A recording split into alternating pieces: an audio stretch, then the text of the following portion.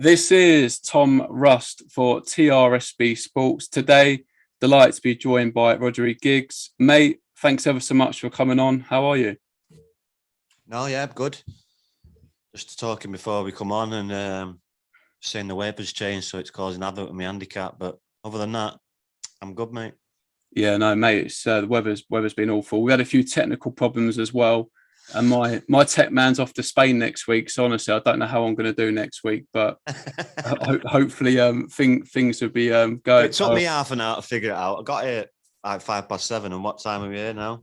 So half of that time was me trying to figure out my flipping password for me because I haven't used it that long because it's always on my phone. I'm thinking, what was my password? So I had to reset it and all that rubbish. But yeah, yeah. When you were saying send it through Twitter, I was like, I've got no idea. And my colleague, I've been doing it so long now.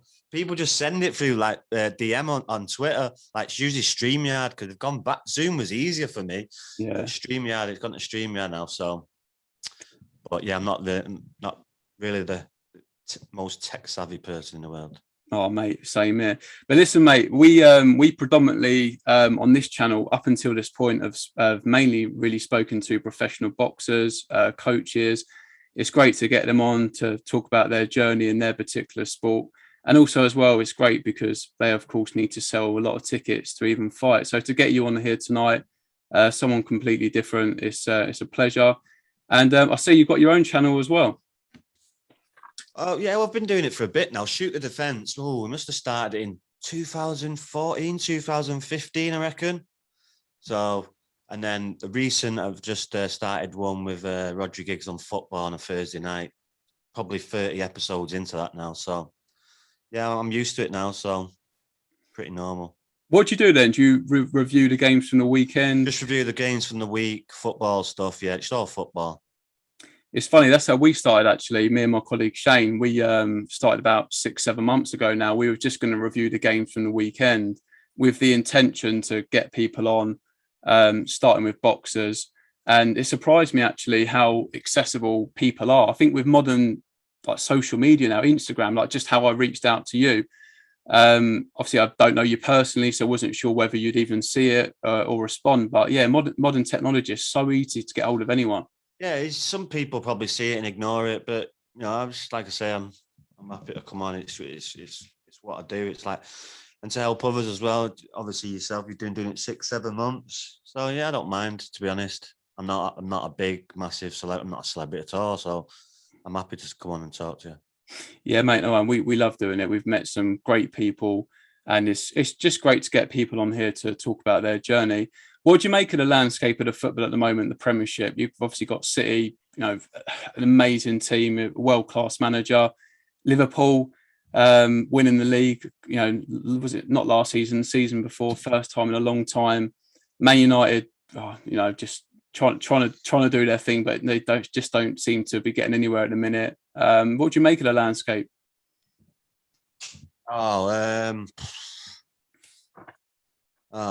From United's point of view, it's shambles, massive job. I'm looking at 2 to 3 years to be even competing on a yearly basis. But yeah, it's Liverpool and City, like a well-oiled machine. Very, very strong squads. Liverpool getting stronger with the additions of Diaz and other key players.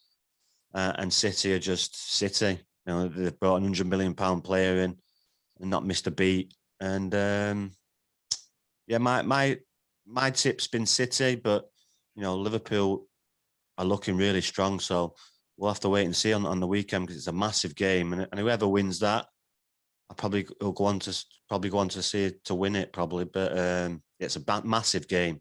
The fixtures they've got in the next couple of weeks, they play each other twice, and they've obviously got the Champions League games in between them. So it's a big week from both. What did you make of the Jack Grealish signing?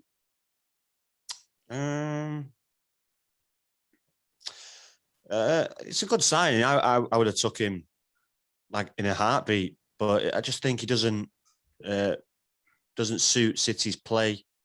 But you know, he's a good footballer. I'm sure he'll be able to adapt, and it's just going to take a little bit slower. Obviously, Aston Villa is the top man there, going to City with all the stars they've got. He's found it. He's struggled, to be honest. But they've got an array of options. Foden can play on the left. Sterling can play on the left. Mahrez can play out there. So they've got options, and he's obviously got competition, and he's found it a little bit difficult to fit into that system. But like I say, he's a fantastic footballer, and I'm sure he'll just adapt it and get better as they go on. But I'm pretty sure if an £100 million player had signed for Man United, we'd hear a lot more about it.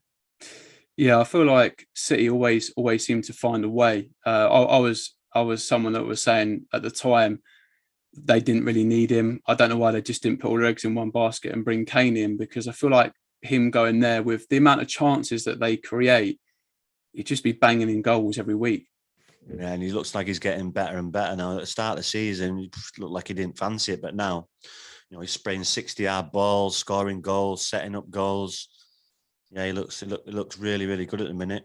And it's a strange one why they bought him, because they have got other options now. I thought they was going to play him in the middle of the park, but they've played him out on left predominantly. But it's going to take time. Sometimes it takes time.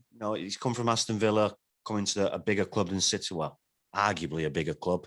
Aston Villa have won the Champions League and are a big club in their own right. But of late, City, Champions League, winning leagues. So he has gone to a bigger club with better players, and he's found it difficult. But like I said, he's a quality player, and I'm sure he'll get better.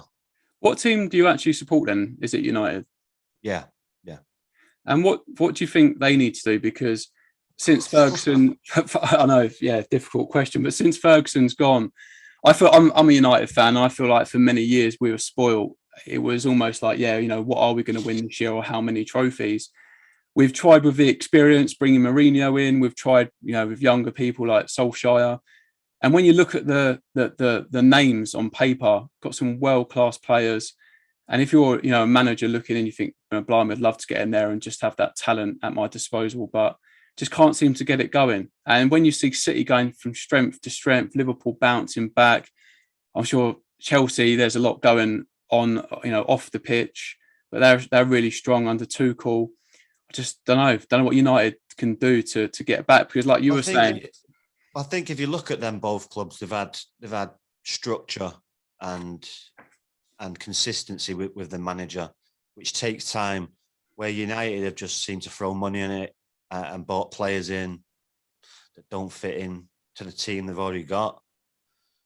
So, like Ronaldo coming in, did we really need? No, Ronaldo's a bad example, because if Ronaldo comes up, you try and get him. But other players that they've brought in, you think, why they brought in when everyone can see they're screaming out for a centre midfielder, and they're trying to sign on Paul Pogba, and the contract's been off.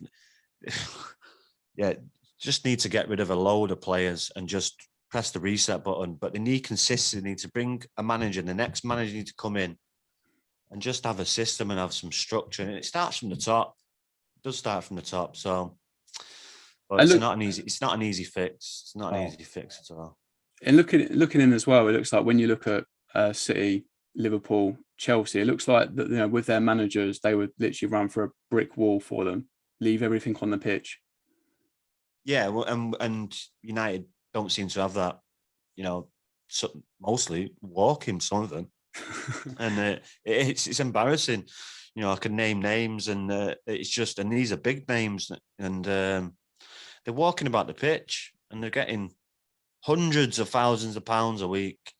So, but that starts from the top. If Jose Mourinho said it 4 or 5 years ago with some of them, and people lambasted him. So, I'd love to see Roy Keane in that dressing room at the moment. Yeah, I think Roy Keane would be too much for these type of players. They're not mentally strong enough. They're all a load of whinge bags. They're all complaining and whinging. I think Bruno Fernandes would fit into a better team. But I've got some good players there. We just need to get rid of the dead wood and the people that don't want to run about, basically, and sweat blood for the shirt, which is what is demanded when you put in a Man United shirt.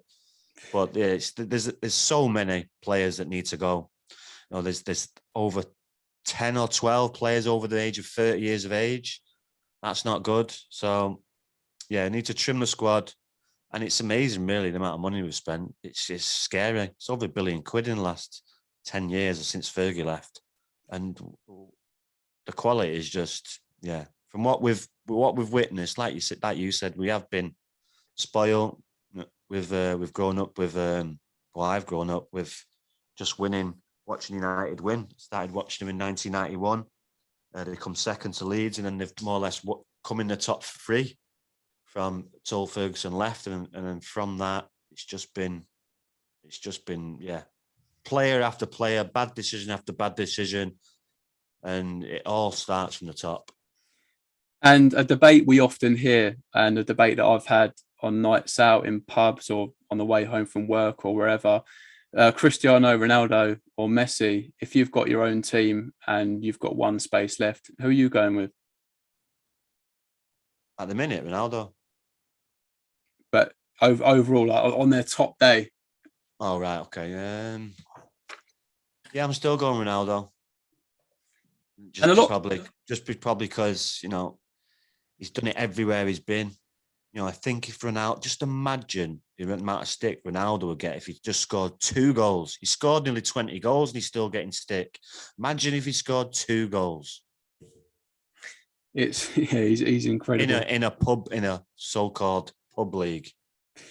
Lots of people say as well, when people go Ronaldo, I often hear people say it's because Messi is only done it in Spain. Really, I know he's at PSG, but coming to the end of his career now, internationally as well. All right, he's won the Copa America, but he's not done well over that competition over the years, and the World Cup he's failed. But Ronaldo's always seemed to have done well in these competitions, and Italy, Spain, England.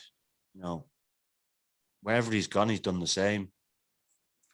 And that Barcelona side is the best team I have ever seen. And it's over the 3 or 4 year period, there's no one even close to that team. So he was in probably the best team ever to lace the boots. So he had that luxury as well. Yeah, we're coming to that. You've had the privilege, of course, following United. I know you was more or less going week in, week out. So you've seen some of the best players to play the game. But when you talk about Ronaldo being at this age now and that desire to keep on scoring goals, creating chances and get on the end of things, and then you look at the some of the players in the team now that you said that are on 100 grand, 150 grand a week that won't break us into a sweat. It amazes me because Ronaldo's got all the money under the sun. He's won everything there is to win.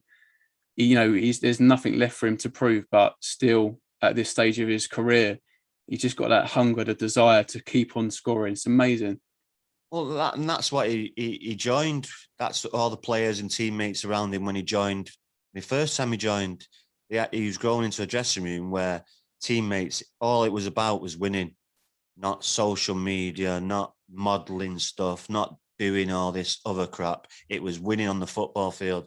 And once you've won, that's over with. The next day, we want to win the next one. And that's why they won so much, where there's so many distractions and so many other things that so many other United players have got on the go. And it shows on the football field. It just clearly shows. And you have to be a certain mentality to be like that. And that's where he's got it from. And he's obviously got it inside him as well. But when you come into a dressing room full of winners, it's infectious. It grows on you. Like if you come into a dressing room full of losers, that'll probably infect you after a bit as well. I remember seeing an interview of Rio Ferdinand a little while ago. He said when he signed from United from Leeds, he was sat in the dressing room. He just looked round and he was almost like, "I've done nothing." Some of the players in there, your Scholes is, your brother, the Nevilles, and it was almost for him. There's no pat on the back. It's I've got to go again because I've signed, but I've done nothing. It's that sort of mentality. Their toughest games would have been in training sessions. Guarantee that. So playing games, it would have been sometimes it would have been easy for him because they proper went at each other in training. There was no tippy tappy. It was full blooded, and that's what you want. You don't want to be going training half pace or 3/4, and you go into your matches and you're not fully prepared. So and then the results showed. but I don't see this with this group. I just don't see it. I remember seeing Ferguson's saying, or someone was saying about the team talk. Sometimes it would literally be, if you go out there and work harder, you'll win because you're better. So go and put a shift in, you'll get a result. Simple. That's just basic stuff. Basic stuff. You work harder than the team against you, and obviously you're clearly more talented. There's only going to be one winner. And when we talk about the likes of Ronaldo, Messi, when I talk to you about Gareth Bale, I know you would have probably followed his career closely.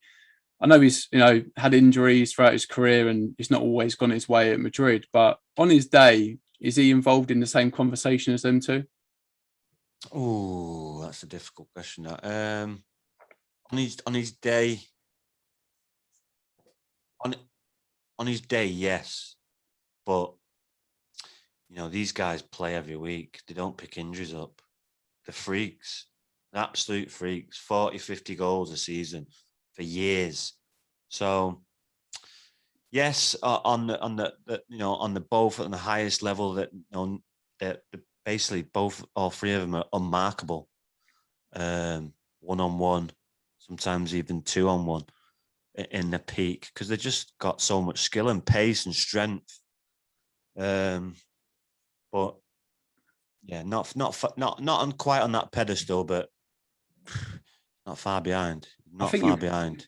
I think you're definitely, and that's only based on his injuries, because these like I say, these players, they played 40, 50 games, 60 games a season, decade, 10 years, 5 years, where Gareth Bale's always struggled with his injuries, and that's probably the difference. If Gareth Bale played as many games, pretty sure that they'd have the same amount of stats and the same amount of goals. Do you think that's lifestyle, or do you think that's just genetics, luck of the draw? Yeah, I think it's genetics, yeah. Because he got injured when he was younger as well. And he's a big, strong, muscly guy. And sometimes people just pick up niggly injuries. Sometimes players don't want to play with niggly injuries. They want to be at peak form. So yeah, there's been a hint of that probably. But on his pomp and his top level, yeah, there's not many that can match him. Oh yeah, some of the goals he scored in the Champions League, Milan, unbelievable. Some of the goals he scored for Wales as well, unbelievable. He got 2 the other week, didn't he? Yeah, 1 free kick and the top corner, and the second goal was a really good goal as well. So, and then he gets stick that he's about from his club. Yeah, well, he didn't care. He's like I say, he's heard it all before. He don't care when it starts to get a bit personal, and it's a bit tasteless, but it won't bother him. And another difficult question, I don't want to make it too easy for you. On their day as well, would you put your brother up in that conversation? Obviously had an incredible career, scored some fantastic goals, and you talk about consistency. Every year. I know it was he had some bad games as well, but over those years of the Premiership, he had probably a couple of bad seasons in 20 odd, which is not bad to be honest. So yeah. Yeah, and that was through injuries, and where he probably was picking up hamstring injuries, and he actually probably changed his game to slow down a bit, and then went probably inside. So, but no. As a 17-year-old, 18, 19-year-old, 100%, definitely. There's not many people that can match him. So at that age. But like I say, when you're scoring 40, 50 goals, people tell me now, Salah, and it's a totally different game to what it is. It was back then. It was 4-4-2. Sometimes there were 2 people marking him. I'm pretty sure if he was playing a 4-3-3 and they were playing the system today, he would get a lot more goals, because he was a kind of centre forward stroke winger. So, and that's basically what they are now these days. So I'm pretty sure he would have got a lot more goals. So people say, oh, look at his stats and blah, blah, blah. I know what he'd say. The only stat that is important to him is being probably the most decorated player this country has ever seen. So that's what it was all about, from not being the best, just winning. Just win one game and just on to the next, just win. And wanted to ask you as well, when I was growing up, if I ever had any time at school, like East holidays, summer holidays, naturally you'd go out, have a kickabout, and you occasionally you'd see someone play football, and you think, that's a special player. Some players that I knew went didn't play in the Premiership, but I knew a lad that played for Gillingham. When you was out with your brother having a kickabout, when was the time where you thought, yeah, this, he's got something special about him? Never really, never when we was really kicking together, because, no, even though he was older than me, he probably beat me a lot of the times. I just think I could match what he could do anyway. So, it's only when you see in games and you see it against people his own age, and just that's the difference. Because we never really played in. We'd have a game where we play one kick. Yeah. We'd be on the outside our house, and there was obviously the gate to go into the house. And on the other side, diagonally, there'd be another house, and that would have a gate, and that would be the goals. And we could have like one touch each. It was called one kick, and we just always play that. We never really played games and stuff like that. It was always one kick. So, but yeah, you see it when he plays against other teams. He's just flying past them, and just different. And what about yourself? I know that you are a talented player as well. Spent time at Torquay. Tell us a little bit about that experience. Yeah, it was a good experience. Obviously, I got expelled from school, and I was coming to the end at about 3 or 4 months left. And the conversation with mum, she was saying, "What are you going to do? Basically, you need to get a job." As mums do. I was like, "What?" And then obviously it was in the papers that I got expelled, and then Torquay got in contact through there, and I went down there, and it was brilliant. It was boiling hot. It was by the sea, and I loved it. And I thought, I'm not leaving here. And then within a week, they asked me to sign a 2-year contract. But other than that, before that, I'd probably give football. I probably wasn't that interested in football. More rugby. Just could play football, but I kind of down twos football about 11, 12 years of age. Just knocking about, doing stuff with your mates, not playing football, just playing on weekends.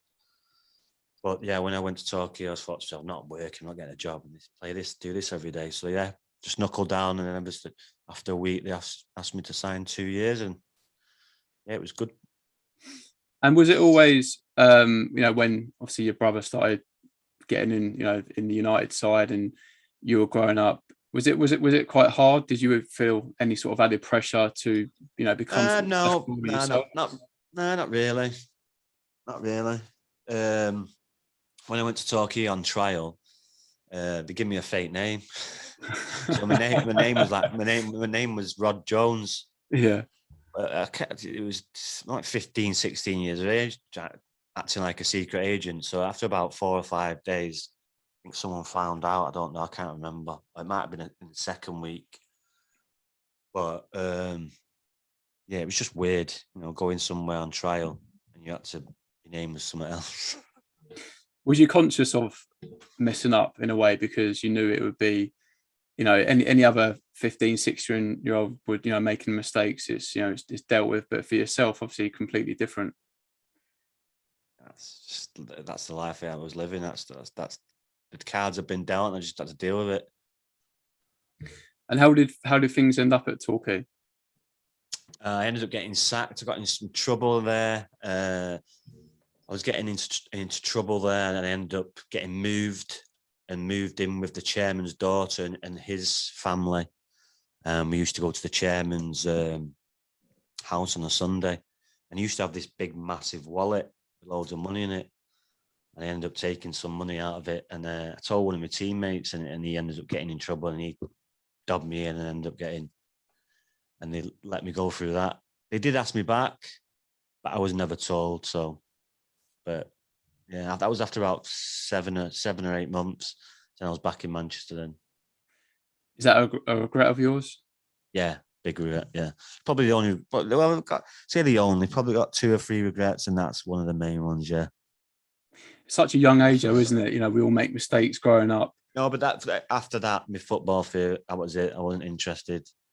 And and give it a miss for a good few years. But then obviously started getting back into it like 19, 20, but just wasn't the same.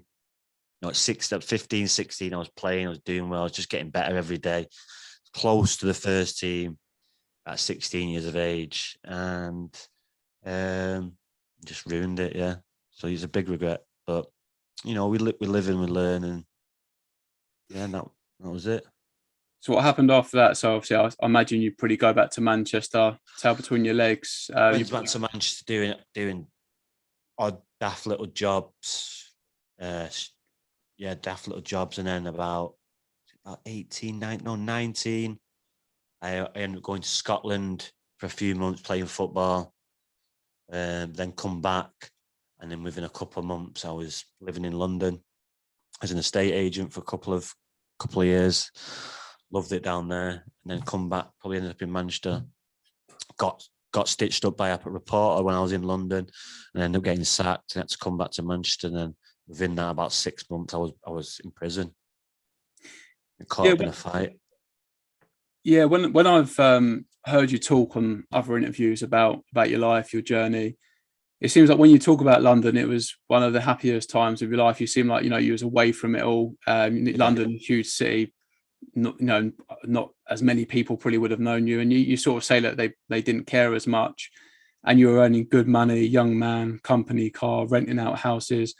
What was that experience like for you? And was it was that's what I'm saying. It was the best time of my life. I was like 2021. I had a 2-bed flat on the water, just as before you go into the tunnel to Canary Wharf. There was a gym, swimming pool, obviously a company car, good money. Yeah, it was a really good job, and I loved it. It was I'm not type of office person, but you're in the office a little bit, but most of the time you're out doing viewings and out in the car and stuff. And it wasn't like you're just constantly out, because we had so many flats, and obviously people of London was booming at the time, and people come to London, so you're constantly like you're just renting like 10 to 15 flats a week, then you're getting commission, and it was brilliant. Yeah, but news reporter ended all that, and then lies again. So the headline was I was a pimp. I was a drug dealer and a pimp. you don't look like the stereotypical pimp. Man, I was a drug dealer and a pimp. I was like, oh, what? But 20 years down the line, they got to come up and. How difficult was it then to let people in your circle? Because it seems like when you were set up with that, was that just for association and people wanted to make? Oh no, this was like a big, massive undercover operation. I'm talking 12 to 15 people involved. He's rang me saying he's looking for flats. I've met him in a penthouse in Canary Wharf. He's got the Arab gear on. He's got the shisha. He's got servants giving him drinks, people opening doors. He's got drivers there, the whole slot. And that went on for 3 or 4 weeks. And that's how he got to me. Yeah. Why did they target you though? Pass. I wasn't just working as a estate agent. He was constantly asking me for drugs. So listen, my work as a estate agent, I don't know anyone in London who sells drugs. Stop asking me. And then obviously he didn't ask me. And then when I said I was going back to Manchester, he said, oh, we're going to Manchester. Then we met in Manchester, and he asked me the same question. I says, yeah, loads of people. So then I put him on, and then obviously he's made me get it. I've come back in the hotel, and there's cameras everywhere. And in those few seconds, are you sort of just thinking, that's my job gone, your life changed again? No, I didn't. No, it didn't come out straight away. It was like a few months down the line. It was a few months down the line. Obviously, then I'll get sacked. Obviously, I've got to go to get arrested. Got to go to court. But yeah, on the first day, the judge just threw it out. So it's ridiculous. There was so many lies and stuff that they'd lied about. Just threw it out. Yeah, it's crazy. I don't know anything about the law really, but it seems like just a massive setup, entrapment. Obviously constantly. Yeah, well, there was this out of court settlement with News International. I'm pretty sure, they wanted to get me out of the way because of that. So they paid for it in the end. And all of that just because, you know, you're trying to pursue your career in London. Yeah. Easy target, just family member, just ruin his life instead of them, his brothers. Which they did for a bit. Like I said, come back, got into a fight outside a nightclub, which was not my doing, you know. And we're getting harassed. Fight breaks out. They get beat up, and we end up going to prison. So that's how that works out. So when you go to prison as Ryan Giggs's brother, was it local to Manchester? Strangeways, yeah. How was that experience? Was it? People find it weird when I say this, but I was buzzing to go in there. I was buzzing, scared, excited, all them wrapped in one. This is Strangeways. I was going past Strangeways when I was a 13-year-old kid on my birthday when they was doing riots on the roof. So, and there's so many stories and so many stuff. And just to be in there, I was walking, I was like that. Like I was in a museum, just sleeping. But yeah, I'm the type of person, I make the best thing out of a bad situation, and I was in a bad situation. So, but it wasn't that bad, even though they fucked me about, tried messing me about, tried to send me to other prisons, flipping myself, putting me in my bag head, spinning myself, strip searching me. I didn't care any of that. They were just laughing with it all. And they left me alone after a bit because they thought, you know, they're probably shocked how well I adjusted, to be honest. But they obviously don't obviously know, you know, grew up in Salford. You know? I grew up with some of these people who are in the. How long was the sentence? It was 9 months, so I did 4.5 every single day of the 4.5 as well. So you're in there, you do your sentence, and strangely enough, you sort of half looking forward to it. What was your life? I wasn't looking forward to it. I was on the day. He wasn't expecting it. Yeah. On the day, it was you do your pre-sentence report, and you say then they offer what you should be getting, and you're not going to get custodial sentence. It's very rare, but we did, and it was like on a Friday as well. Yeah, the 3rd of August. It was boiling hot on a Friday. So you're buzzing, ready to go out on the weekend. Yeah. And then it was all over the radio. So, but then when you get into there, you don't get in there. Obviously, you don't get in there till about 8 o'clock, 8:30. You go through all the rigmarole of leaving court about 5 o'clock, getting over to Strangeways, and you got to do a production up, go through all the stuff, strip search, squatting, all that BS. Yeah. But then as you go in, it's just like as you thought it'd be. I heard you say as well, I think it was your first night, didn't they put you in with a drug addict? Yeah, and they spun me cell. They spun me cell and strip searched me. Just to make you feel welcome. Yeah. I was just buzzing with it. I was just laughing with all. No. A lot more. You're gonna have to do a lot more to break me or something. They obviously thought I was going to be like Shawshank, the fat guy, start crying. Far from that. So, yeah.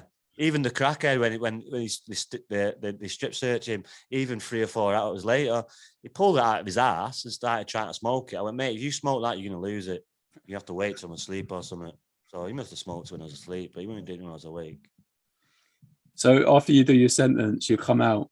What was your life like at that point? Was it like looking for a new career? Any sort of thought of trying to start your football, career up again, or was that just long gone by that point? No. I was I just played non-league football from then on. Played for Salford, local side. Yes, played for Salford City, and then obviously went to Mosley, went to FC United, and then went back to FC, and then a couple other places. Then went back to FC United. So, yeah, but retired pretty early, 34, 35. Could still really play now if I really, really wanted to. But like I said, I wasn't really interested. I went into coaching and managing and just got into that. So after coming out of prison and doing your time, what is it sort of the next few years like for you at that point, work wise in your career? Work-wise, just not a lot really, just the bits and bobs, this and that, and then probably around 2003, yeah, a couple of years later, I I got me and yeah, I've wanted to get a job that I think to myself, you know what, if I'm ever not working and if I've got this qualification, I'll always be able to get a job, and I love doing it. So I got my HGV license, and I've had it ever since. So I haven't done it for a few years, but I always keep on top of it. But then from 2003, I did it till 2011. So yeah, for about 8 years. You didn't feel like a returning recently when there was in demand for some HGV driving? Yeah, no, yeah, big money as well. Yeah, But I saw it. Yeah. yeah, no, it's just like I say, it's two things I've got. I've got my coaching qualifications and my HGV qualifications. I'm not going to do anything I don't like. I'm just not going to do it. So I love driving. I don't like getting up at 5, 6 in the morning, but life's not perfect. But the coaching, I love coaching. So I'll do any of them too. And I'll do other things as well. Obviously do the podcast. I'm still contracted to Paddy Power. I think that ends in June, but they keep on adding 6 months every 6 months. So Lovely. That's been going now 3.5 years. So yeah. I think that's what 99% of people are searching for, aren't they? To get out of bed and actually look forward to your day. Yeah, the problem is with this Paddy Power thing, they pay you really good money, but no, you don't do anything. So you just like, and especially with this, it's been good with the pandemic, but obviously now I'm finding myself getting in a rut where, I'm not doing anything. So I just want to get back into that, have some structure,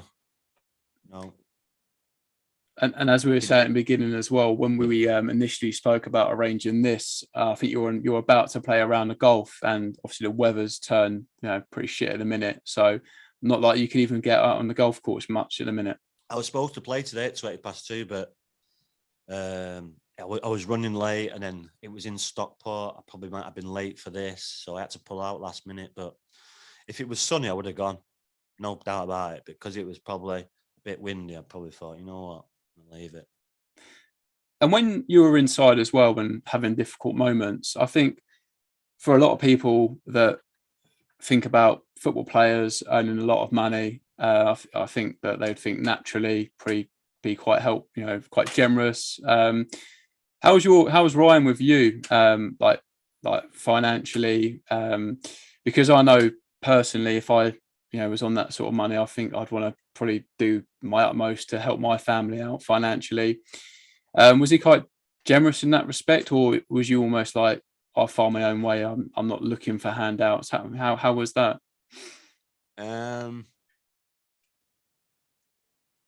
Just trying to think. Just trying to think. I'm thinking, but I can't. He's never really given me anything. So the reason why I ask as well, because you see it so often. A car. He gave me a car. He won a car in 1999 playing for United over in Tokyo or something, and he gave me that. But then he took it back. So yeah. Other than that, no. Didn't come see me. Didn't speak to him. Nothing. Even though I'm in prison because some City fan is having a go at me because of his brother. That was the usual case. I'm only getting in trouble because of him. But yeah, it's totally different people. If it was me, I would have come and visited straight away. But obviously, must have ruined his image. Or I don't know. Don't want to be pictured coming out of prison. I don't know. Somebody have to ask him. But yeah, no contact, nothing at all. Do you feel like he was almost told not to go because, as you mentioned, I don't really care. He's a grown man. Yeah. Do what you want. No one's going to tell me what to do. Someone tell me you don't go and see your brother in prison. That's not to fuck off and you're sacked. So that's to be totally different people. So, but I'm okay with that. I'm all right with it. That's him. That's who he is. That's not me. So I'm okay with that. And going back to what I said a little while ago about having the privilege of watching United at the peak, week in, week out. What was that like? Because you must have seen some incredible matches, just players following United up and down the country, European games. And I imagine you would have been a target there as well. I can imagine you having getting into altercations every week and just seeing such great football club play football. No, not really, because the people I was going with, they're like basically hooligans. So yeah, no. You'd probably get it if you go to an away ground, or you someone would say something and you turn around and say, "Mate, shut up," or they've been overly abusive. But I think that over 20 odd year period, I think that can only remember happening once or twice. It was at Wigan where I remember happening, where I literally was going to punch his head in, because he was just constantly going on and on and on and on and on. And then he set up a goal and they won the game. And I turned and yeah, I just turned around. Basically, he probably, I think he left. Yeah, he left because I was proper pissed off. I was ready to punch him in the head. But yeah, that's the only probably time. Obviously, playing football, yeah, you're gonna get it on the street, but never at Old Trafford. Never really. No. Even when I was in prison, when I went to Kirkham, the Scousers got cameras in there and trying to take pictures of me. That was that was funny. But yeah, no other stories. We got there's a people don't realise there's a massive football pitch in the middle of Strangeways. Got to play football in there. People don't realise it's a massive pitch, 3G pitch. So somehow I was playing football in there. That was about 2 or 3 weeks in. It's some screw to, you got a game on the pitch. I'm like, what?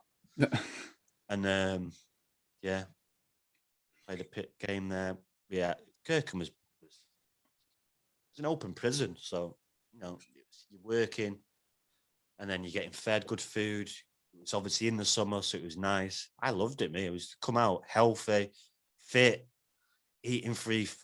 People like flipping out. Where have you been in Elf Farm? Because they'll come out tan, fit. But yeah, it was just like I said, I made the best thing out of a bad situation. And Yeah, I didn't obviously like it that much, because in 20 odd years I've not gone back. So yeah, you are selling it a little bit, I've got to admit. No, but I'm made the best thing out of the best situation. But Kirkham is like, it's the fence is that high. You're an open prison. You got your own key to your billet. Yes, the main doors get shut at night, but you can walk around and you got your own key. You got TV in your room. So it's not Strangeways, but it's not Strangeways 23-hour lockup. No, that's not nice. But you got a TV. So. And when you was watching United week in, week out, I've got to ask you, who was the best player that you ever saw play football? Ooh, that's a difficult question, that. Because some of the players that you must have seen. Yeah, there's so many, mate. There's so many. Eric Cantona, one season literally dragged him to win the league on his own. I don't think I've seen a player do that. Maybe Ronaldo in 2000 now, but he's saying that. You say Ronaldo, but Ronaldo had Rooney and Tevez with him. So, yeah, Cantona, Cantona, Keane, Yapstam, Ferdinand, Scholes, Giggs, Beckham, Cole, York, Ronaldo, Ruud van Nistelrooy. Oh, he just goes on and on.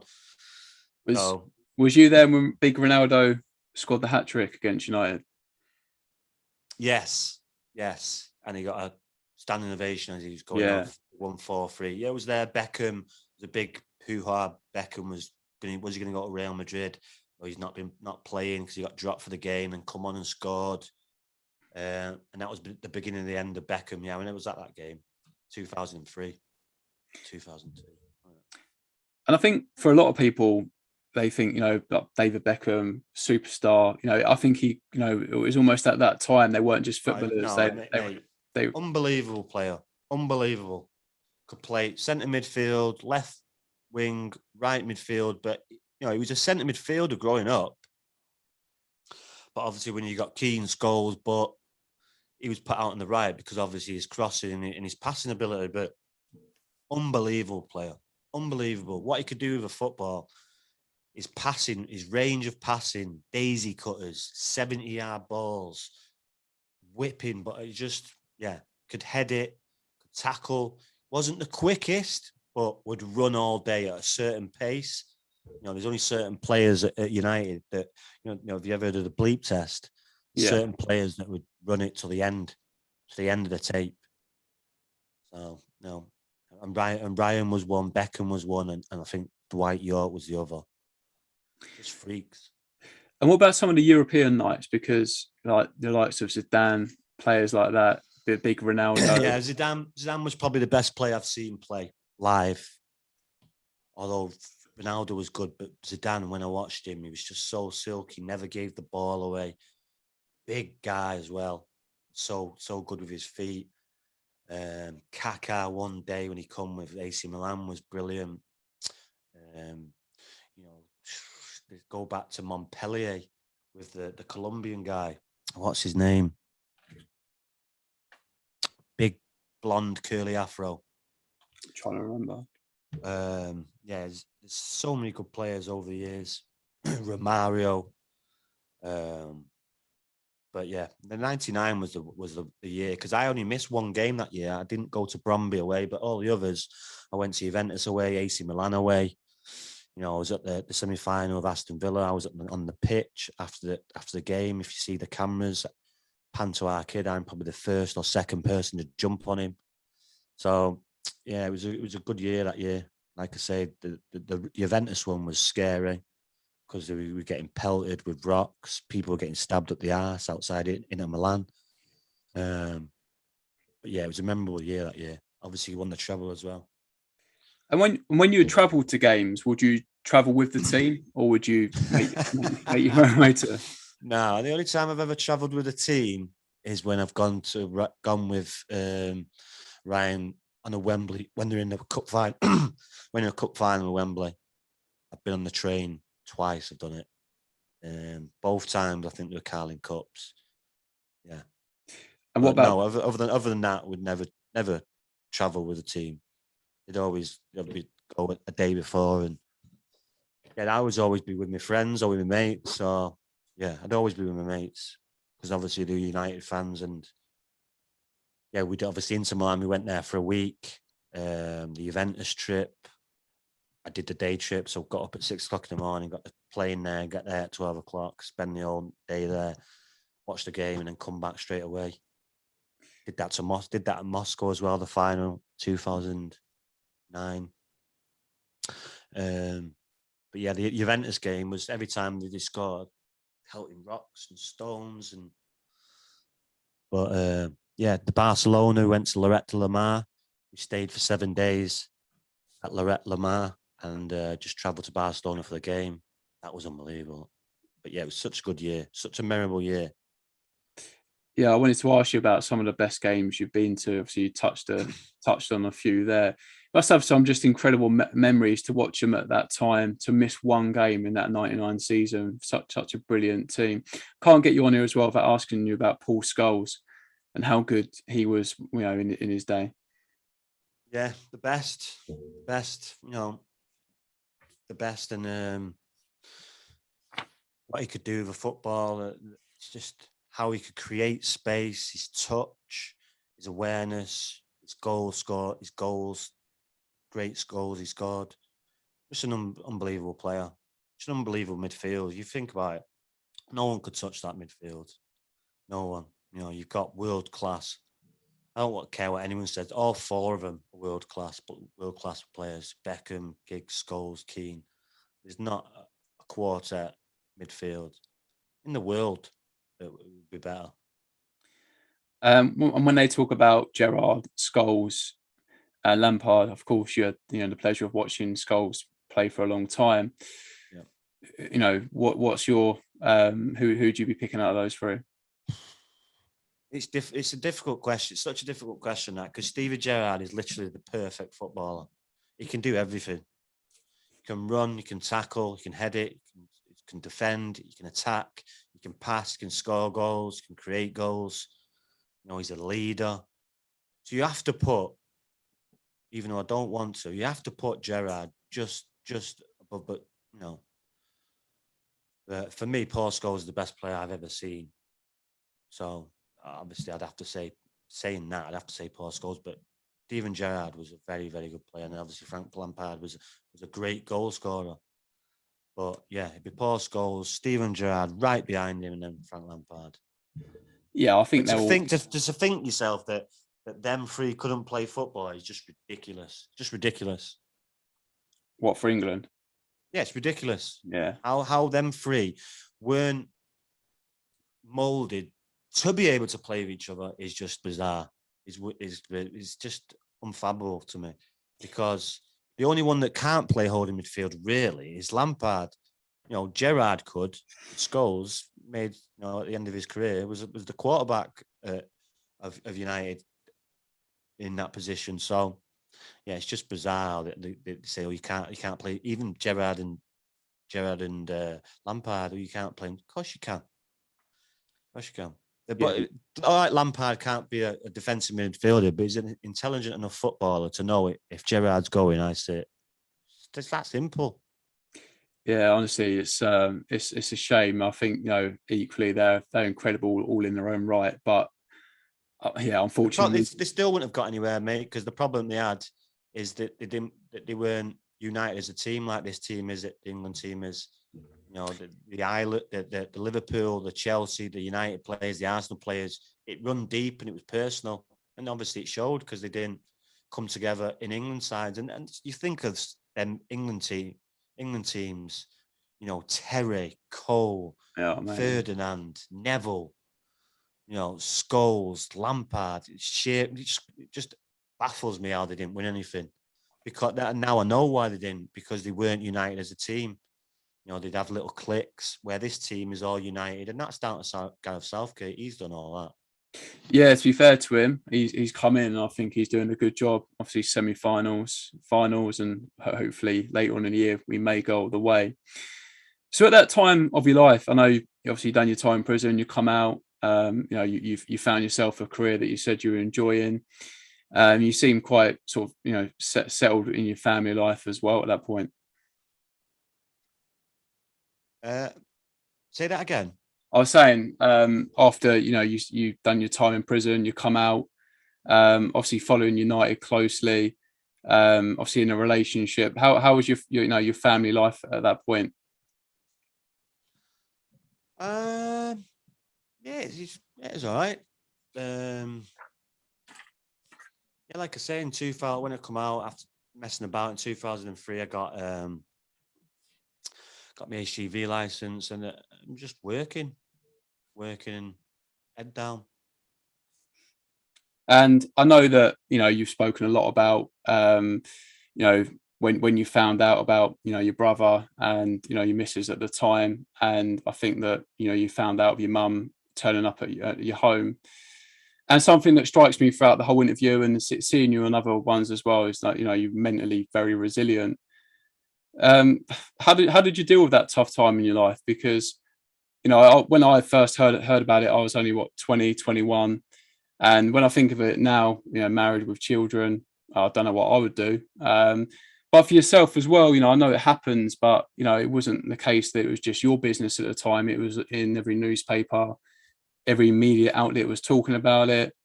The public were talking about it. So I suppose there's no hiding place for you either.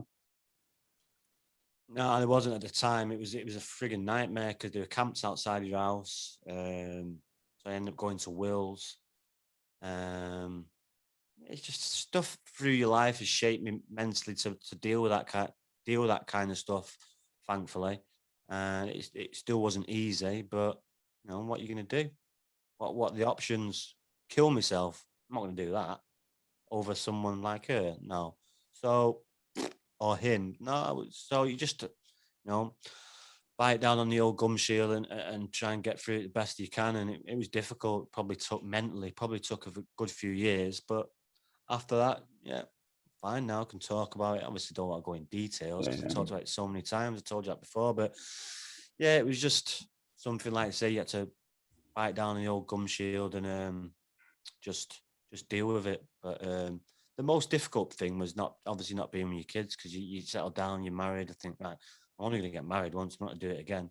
And then you do, and it turns out to be a right wrong, and then your life's in turmoil. So, but like I say, you just got to deal with it best you can. Try and not make any mistakes that'll stay with you for the rest of your life, and just get through it. And then, yeah, obviously got through it.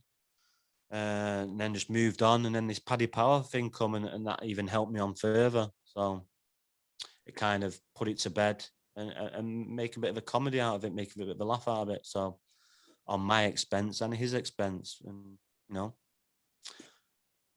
and get paid well for it. Yeah, I just think that it sort of shows your character as well, because I think to do that, basically, sort of taking the piss out of yourself, in a way, it just shows that you've moved on, and you can deal with it and talk about it. It was a great experience, all of it. To be honest, it come out of the blue, and within a month, I might film him doing it.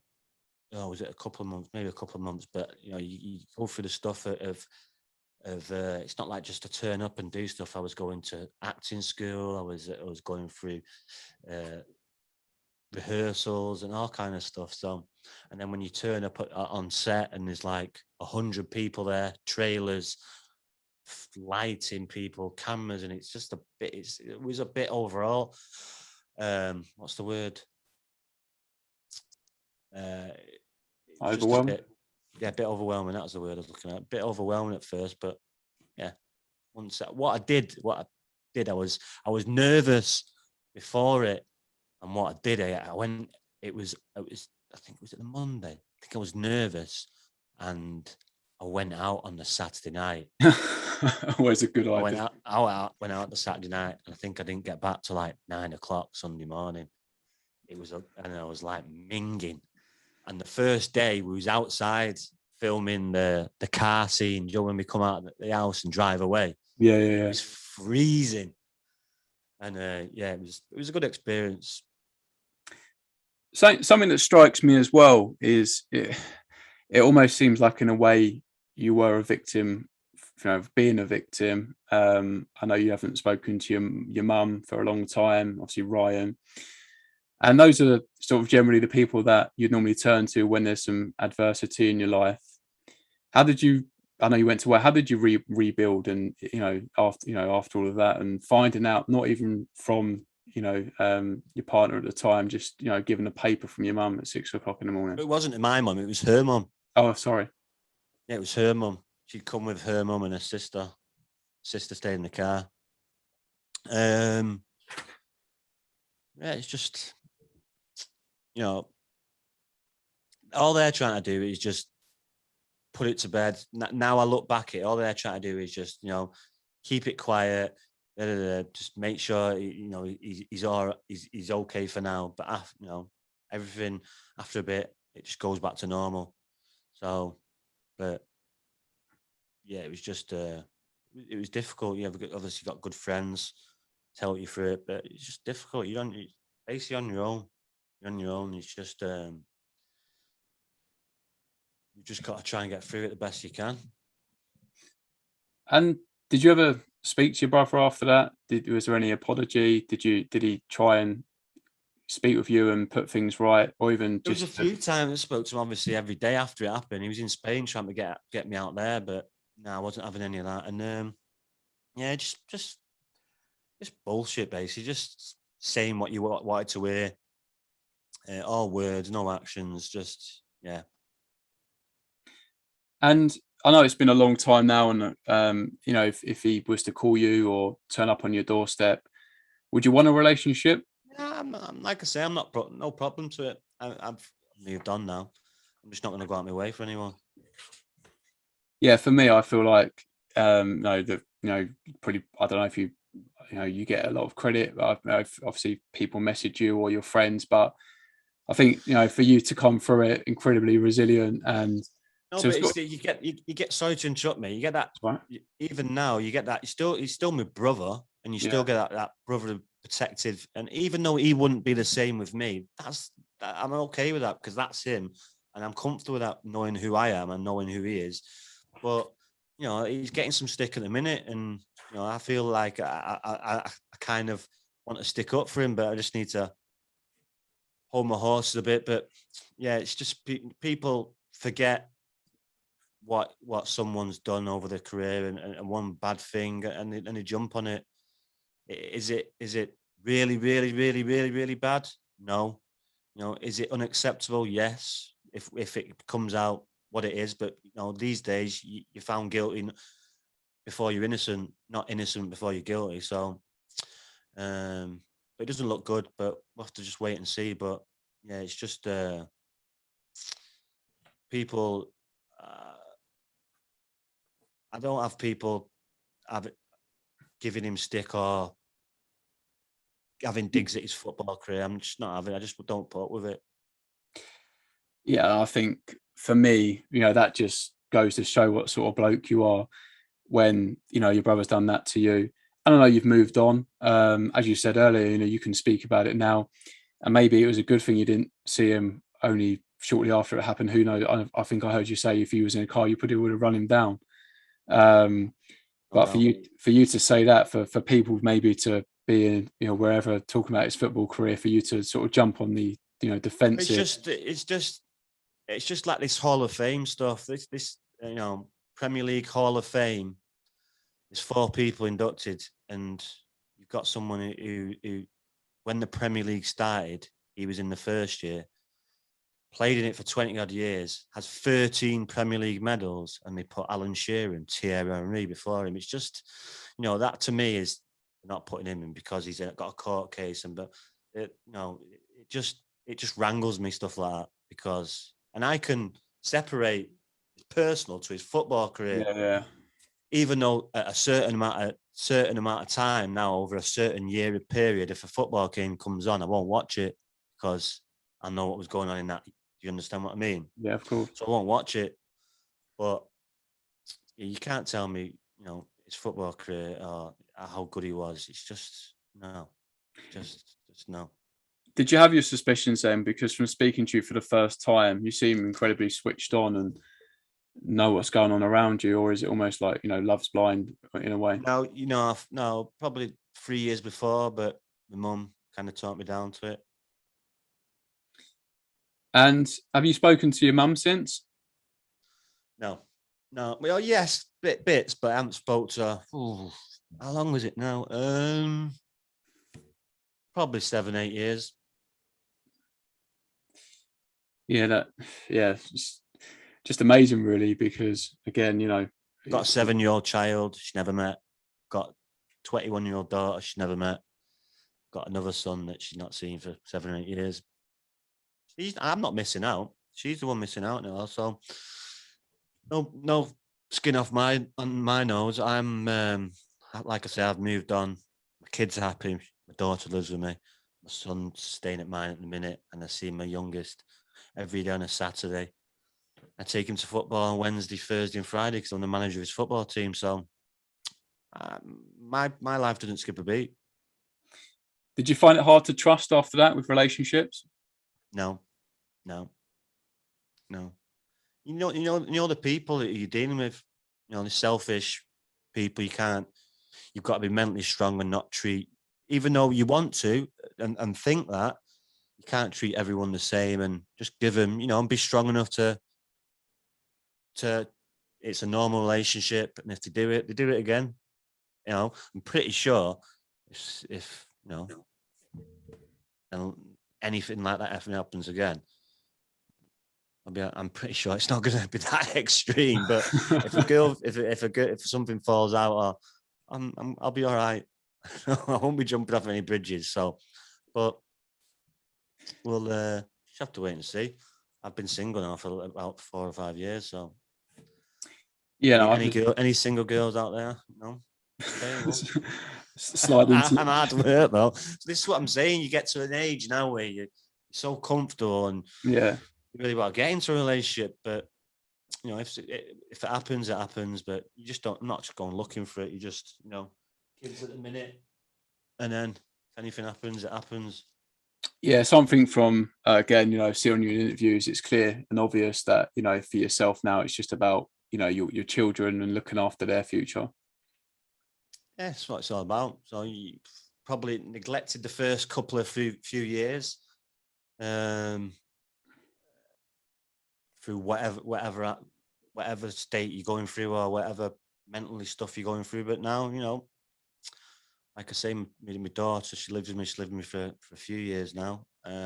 Son stays with me more or less every other day, and like my youngest stays 2 nights a week, and I'm his football manager, so I'm with him 3 nights a week with football. So How is life now then? All good? yeah, well, I've struggled to be honest the last couple of years for this pandemic. So Oh, yeah. yeah, it's but you know, it's the same with everyone. Just mentally, it's just because mentally I've got in a rut of not doing anything. I'm sure other people are the same position where you've just got to kind of back into that structure of getting up at a certain time. I like structure, otherwise I'm just all over the place. So I was going to say as well. then I don't eat, and I put meals off, and then yeah. So it's just a Yeah, I was going to say recurring theme. apart from the, you know, obviously I know you know you like your golf, big football fan. Do you follow any other sports? Big American football fan. Are you? Yeah, big American football fan. I love it. Yeah. Oh, yeah, it's funny you say that actually, because my daughter was at this dance competition a little while ago in Essex, and as we were leaving, they were playing American football, and I think it's the first time I've ever seen it in this country. Of course, you know, I've seen it on telly, the Super Bowl, etc. For the life of me, I have no idea what they're really doing, but it looks like it looks like fun. No, it's obviously I grew up playing rugby, so it's got a hint of rugby in it, but obviously it's nothing like rugby. But yeah, the physicality of the speed of it, yeah, it's I've over the last 4 or 5 years, I've really got into it, where I probably know more about it than football. Yeah, probably do. Probably know more about it than probably watched it, paid more attention that I have on football. Really got into it over the last few years. Who's your NFL team then? Oakland Raiders. Oh, sorry, Las Vegas Raiders. Okay, I'm not even going to pretend I know I know who they are. Do you watch the? I know. Well, the Raiders have, you know, the big franchise. You must have seen NWA. Yeah, I've probably seen them. I remember we Yeah, used to, obviously, first of all, they were Oakland, then they moved to LA, then they've gone back to Oakland, and then recently they've just started in Las Vegas, big new ground, and so they'll be Las Vegas Raiders now. Yeah, but yeah, there's lots of good teams out there. do you watch them when they go to? I know is it a couple of games a year? They go to the top. No, I've never been, but there's 4 or 5 games this year, and I'm definitely gonna go because I'm definitely gonna go because there's some teams. I think Green Bay Packers are coming, Aaron Rodgers. So yeah, I'm definitely going this year. And what about boxing? Again, you know, we predominantly interview professional boxers. What do you follow the Yeah, boxing? boxing. Yeah, I obviously grew up with Jamie Moore. No, obviously no Ricky Hatton. Yeah. Maurice Core. That's where I train. Champs Camp. You don't know if you watched it recently. M14 on B2, BT Sport. And there was about boxing Moss Side, Champs Camp. So who else do I know in boxing? About the Fury fight coming up, you be watching that? Yeah, I'll be watching that. He's could box his head off. Box his head off. I think that's the general feeling with the people that we speak to. I know it's heavyweight boxing, a little bit cliche. You know, one punch can change the way of fights. People are telling me, "Oh, he's not a heavy puncher. He's 18 stone. If he hits you on the chin, it's going to hurt you." Trust me. And I think as well, like with Fury, if there's anyone that can mix it up, I think, you know, when we saw the first Wilder fight, you know, outboxed him all night, I think he quickly realised that the quicker he stops him, the more chance he's got of winning. And for him to come in and actually want to take your head off. And like you say, if you're 18, 19 stone, you know, if you're punching someone and you're hitting them on the chin, then I don't care. He's not a haymaker, is it? It's precision. He's a boxer, so he's boom, and constantly them jabs in your head. It's gonna hurt. It's gonna take its toll. And yes, Dillian White's a good boxer, very good boxer, and he's a bit raw, bit orthodox, bit gank. But yeah, Tyson Fury's, he can take a punch and he can box. So it's just too big, too long, too rangy for me. And just a couple more from me before we let you go. I don't want to keep you all night. When are we going to see your book? Are you still working on that? Yeah, no, we talked about it with James. I'm never been a really big. Someone was asking me, and I nearly started it about 6-7 months ago. But then I thought, you know what the friggin' am I doing a book for? I don't want to do this book because I don't want to go through it all the crap and all. Yeah. Maybe one day, but yeah, not for me, to be honest. Books are for I don't know. But then people say, oh, you've got an interesting story, but it's mine, so I don't find it interesting. So we'll have to wait and see. Yeah, I can't. I don't know. There's lots of other stories in there that I could tell, but that would get me into trouble. That would get me into trouble. I'm not going to do that. Yeah, I'm sure there'll be a lot of people going to hiding if you do. Exactly. Some of the stories and the nights out that you've been on. And for obvious reasons, I didn't want to, ask you about, all those sort of things. But what's next as well? I know obviously done the advert stuff. I absolutely love that. Obviously, hopefully at some point down the line we see the book. You're coaching. What else have you got on the agenda? Anything in the pipeline? No, nothing really. Just keep life pretty simple. No stress, and just no stress. Just a nice, easy life. You know what I mean? Do a few podcasts, do me coaching, look after your kids, golf. Yeah, not really. Don't really like to. What's the word? Clutter my life too much. Where you got too much going on. Yeah, nah.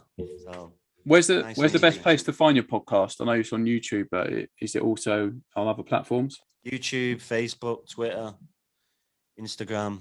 Every Thursday night, 7:30. And shoot the defence. We were going to do it tonight, but I've just got a message saying, "Can we do it tomorrow?" So yeah, tomorrow now. Lovely, obviously, because that was that was because I was coming on. I was obviously, it was perfect for me because I would obviously do it here. I'll come here, do it, and we usually start about 9 o'clock. So what time is it now? Yeah, it would have been perfect. So, but now I'm just gonna finish here and just go home, watch the end of Arsenal getting beat 2-0, which is very, very good. Yeah, I like that result. Well, before we let you go, I just want to say, I'm incredibly grateful for your time and for you coming on tonight. I know that people shocked when I say that I'll come on, but obviously people like yourself who are starting up, and I'll help anyone, and all they got to do is ask. That's it. It's funny because people will say to me, "How are you getting people to come on?" Because we started 7 months ago. You asked me ages ago, didn't you? Yeah, it was a little while ago. And again, you're not sure if people are going to just tell you to go and do one, or be quite, open to the idea. But it's funny because sometimes you get people on, and you expect there to be a lot of interest. Others, not so much. But I've seen you on the James English podcast, and I think that's what had over near on 700,000 views. So I know for yourself, it's your story, and but I don't know, there are a lot of people out there that want to hear it, and we're grateful for you for coming on to tell it. No, like I say, anytime. I obviously didn't go into full detail. If you want to go into the full detail, you've obviously go to the James English, but I don't really talk much more than I did today. So, no, like I say, I'm happy to help and happy to come on. It's not really difficult these days, is it? In Zoom, you can just do it from yes, I'm in my studio, but I could have easily done it from home, and it's just dead easy. Just do it from your phone, and you're away. 20 minutes, 30 minutes of someone's time. Yes, we've probably gone on, but we didn't start till quarter to 8. So yeah, I think there'll be a lot of people. Some people are just too busy, and some people love themselves. And I'm happy to do it if I've got time. I'll do it. If not, I'll just say no.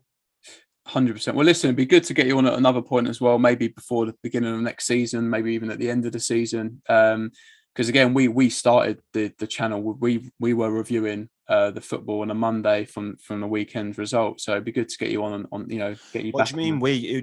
Who else do you do? So yeah, I've got a colleague. The guy who's doing the technical stuff. Then on. No, he's just the we call him IT Luke. IT Luke. But no, it's funny because I've got a colleague that I work with, our stereotypical 9 to 5. And when we was back in the office, 2 years ago now, we was like, oh, we need to start. We was looking to get started, and then the pandemic started, and then of course, the world stopped and all the sport stopped. And I reached out to him, about 8 months ago, and was like, look, mate, I really want to do it.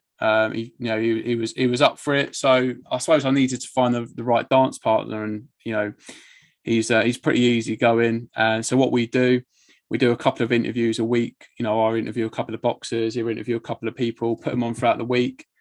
And then just like we're doing now, I'm doing this tonight. But he's actually on holiday in Spain for this week. So I'm cracking on my own. But yeah, that's how we started, just me and Shane reviewing the football from the weekend. It was always my intention to get people on, but I was under the impression that I probably need 5,000-6,000 subscribers. Yeah, what people seem to think is, everyone's doing it, but you've got to start from somewhere. You've got to start, and eventually, even if it's slow, eventually, one week by week, and it just picks up. It does slowly pick up. But obviously, you've got to have a good content and good things to talk about. But you just got to do it. Like you've done it now, and it's only going bigger and better. Yeah, I think for me, it's just consistency. I almost view it like if people go down on a Monday and watch EastEnders at 7, whenever that's on, if you're creating content and putting it out, you've got to, be consistent, because people are creatures of habit. People would do the same thing week in, week out. So if we can be consistent and get people on that have an interesting story, then you're halfway there. Of course, when you start naturally, people are a bit like, what you're doing that for, or who you're going to get on. But I think as long as it makes sense in your head, you haven't got to convince anyone else. And we've been going, yeah, exactly. It's your podcast, not someone else's. You do, that one that you didn't want to do might be probably the best one that pulls the most views in. So you just never know. It's funny because we have boxers on the channel that are signed by a big promoter, got TV platforms. You think, this will do quite well, because I suppose for what you do, you put a video up and you have an expectation in your mind, and then it doesn't. But I did an interview a couple of weeks ago with a fighter, heavyweight, 1-0. He's a little bit controversial, and you ask him a question and he'll give you an answer, and that one's done a lot more than fighters that are fighting on the world stage. So it just goes to show and talking crap and not giving you right answers and going around the houses. People like straight talkers. 100%. And people just ramble on and just don't talk crap. But you get controversial people, or people who speak their mind. They're the ones that people want to listen to. That's it. And for us, it's just an opportunity to get people on to talk about their journey. Again, predominantly boxing, but obviously yourself, more football related. And you and UFC as well, because the guy who I do Rodriguez on Football on Thursday, he does his own UFC fight thing. He does boxing and UFC as well, but he does that on a Sunday. Oh, what's his name? He does it with Danny Batten. Danny Batten? No, was it a UFC fighter? UFC, yeah. No, do you know what? I really like the UFC, but I don't actually watch it as much as I probably should, because at the moment we just sort of focus more on the boxing. But yeah, would really like to get UFC fighter on. So maybe you can send me their profile and I can. Maybe I'll put you onto Sire, because he speaks loads. Obviously he's Welsh, and most of them are predominantly Welsh. Yeah, but it's a great sport. Yeah. I love it. Yeah, no, I know. It's I'm big into UFC as well. UFC probably got into more last 7 or 8 years. Boxing, I'm just done with it. I'm done with it. The thing in boxing, So, yeah, I it's I'll watch it, big fights. I'll watch it, yeah, but that Jack Catterall thing, yeah, and then I've obviously recently seen one where an amateur fight where the referee just stops it, where the mm, guy's like that in the corner, and then he goes no, stops it. It's just hard to take when these boxers, they put risk their lives, and they've yeah. got some clowning on the judges. So, and it's not just happening now, mate. It's been happening as long as I can remember, Well, 30 years, 40 yeah, years. it, So it's just incredible. You think of that Jack Catterall fight, Josh Taylor on Sky Sports, huge platform, thousands of people are watching. It's as clear as day. But then, we've been to small hall shows to talk to the fighters after the fights, and it just happens from the ground up. And with the UFC as well, what I like is that you don't get all the different governing bodies, the best fight the best, and if you don't, then they jog you on. no, it's like UFC. Dana White, he's brilliant. He's brilliant, and the best fight the best, Yeah, and absolutely. that's why you get so many upsets because they are elite fighters. They're elite fighters. Where boxing, you pretty know who's going to win nine times out of 10. So, but Yeah, I feel like as well with boxing, it's almost like it's just in a way like a game of chess. You're just trying to navigate a way around people that you don't want to fight to potentially pick up a world title. Where, like you say, UFC, you can't do that. you can't do that. So number one No, fights number two, and you get a great fight. and it shows. It shows. It's massive the way it's gone from strength to strength. You don't sell something for 4.5 billion from 20 years ago. It was £1 million. That's progress. It's Yeah, progress. So, that's literally the reality. They bought it for, I think it was £2 million, $3 million, and they sold it for 4.5 billion 20 years later. So, not a bad yeah, investment. yeah, it's just that everything, mate. The Apex, the stuff that they built at Vegas, where all the fighters can go and train. It's just elite. It's unbelievable what he's doing. And they're doing it all over the world, and it's what boxing should have done. But it's obviously it's difficult to do that. Yeah, there's a lot of money involved now, but it's a space we definitely want to get into. I almost want to increase my knowledge of the sport, because I feel like if you're getting people on, you need to know about the sport. Look at A's, what I do with A's Podcast Nation. Have a look. Yeah, And if you see any boxers on there, I'll speak to Si and see if you can get him, because he's had a load of boxers and a load of UFC guys. Like I say, most of them are mostly Welsh because he's from Cardiff. yeah. But any lad there you see and I can put you on to, I'm more than happy to. Yeah, no, I'm very grateful. Do you know what? Just before we finish up, we had some Welsh lads on recently. We had Chris Jenkins that had the fight at Florian Market at the weekend. Don't know if you saw it. He was such a great lad. We had Reece Edwards, just had a fight on Sky a little while ago, and a young lad Brandon Scott who's making his pro debut soon. I think they've all been on. You'd have to have a look. Ace Podcast Nation. Yeah, and, I will. He's every Sunday he's got boxers and fighters on there. Yeah, no, I'll have a look, and hopefully we can get someone on. But listen, mate, I'll let you crack on again. Very grateful for your time. Do appreciate it, and again, at some point in the future, it'd be great to get you back on. Yeah, anytime, mate. Anytime, like I said, for free. Perfect. Come on, no problem. Lovely stuff. All right, then, mate. Well, I hope the weather gets a little bit better so you can play a little bit more golf. But yeah, in the meantime, take care of yourself, and I'll speak to you soon. Cheers, pal. I'm gonna go and watch the Gooners get battered. Let's hope so. Yeah, cheers, pal. See you later.